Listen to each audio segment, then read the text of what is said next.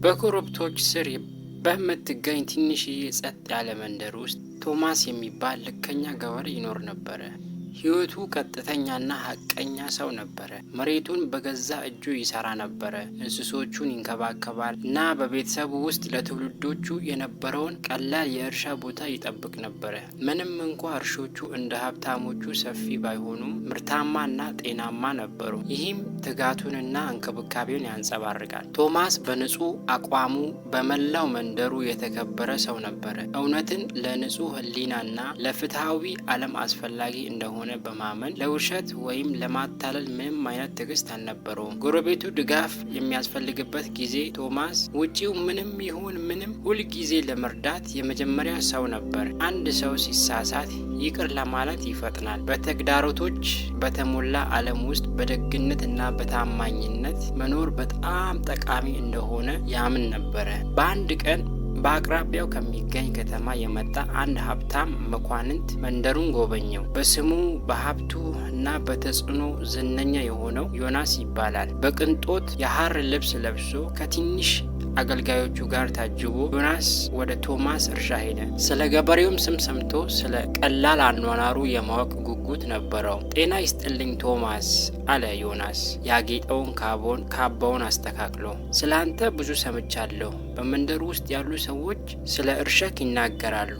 ሰብሎች በጣም ብዙ ናቸው ይላሉ። ሆኖም ግን ምንም ትልቅ መኖሪያ ቤት ከልክ ያለፈ ቤት አይታየኝም። ሁሉንም እንዴት ታስተዳድራለህ? በእርሻ ውስጥ ይሰራ የነበረው ቶማስ ግንባሩን ጠርጎና በትህትና ፈገግ አለ። ጌታ ሆይ፣ በትጋት እሰራለሁ፣ ምድሪቱም በምላሿ ትሰጣለች።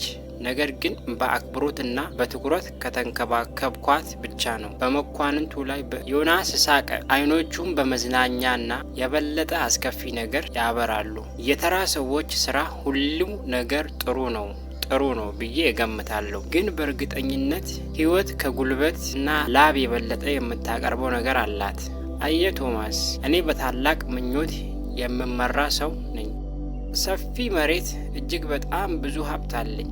ነገር ግን አንድ ነገር ይጎድለኛል፣ በብዛት ያለህ ነገር። ቶማስ ይህንን ውይይት ወዴት እንደሚያመራ እርግጠኛ ባለማወቁ ሀሳቡን አነሳ። ዮናስ ስለ እርካታ፣ ስለ ሰላም እናገራለሁ ሲል ቀጠለ። አንተ እንደዚህ አይነት ቀላል እና ሐቀኛ ህይወት የምትኖር በእኔ የበለጠ ሀብታም ግን ንገረኝ ወዳጄ፣ የንግድ ልውውጥ ካቀረብኩልህ እርሻህን በማረግ በታላቅ ቤት በወርቅ ምትክ ትወስዳለህ ብሎ ጠየቀው። ቶማስም የቀረበለትን ሀሳብ ላይ እያሰበ ቆም አለ። ከእግሩ በታች ያለውን የበለጸገ አፈር፣ በእርጋታ በሜዳ ላይ የሚመገቡትን እንስሳትን እና የምሽቱን ሰማይ የተረጋጋ ውበት ተመለከተ። ለህይወቱ ትልቅ የምስጋና ስሜት ትሁት ቢሆንም ልቡን ሞላ። ቶማስ በጥብቅ አይ ጌታዬ አለ፣ ያለኝን በዓለም ላይ ባለው ወርቅ ሁሉ አልለውጥም። ልብህ ሰላም ካልሆነ ወርቅ ትርጉም የለውም አለው። ዮናስ ፈገግ አለና እንደገና፣ ነገር ግን አይኖቹ በረድ ብለው ነበረ።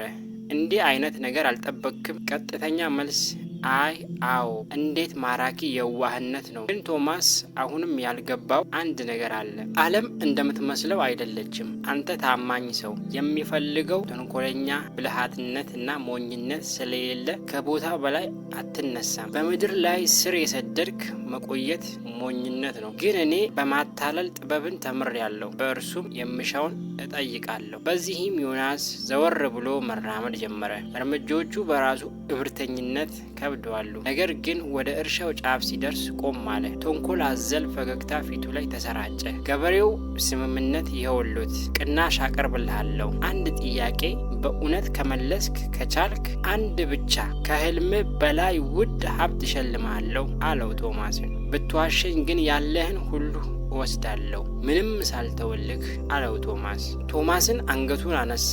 ጌታ ሆይ ጥያቄው ምንድን ነው አለው። ዮናስም በፈገግታ እየሰፋ ሄደ።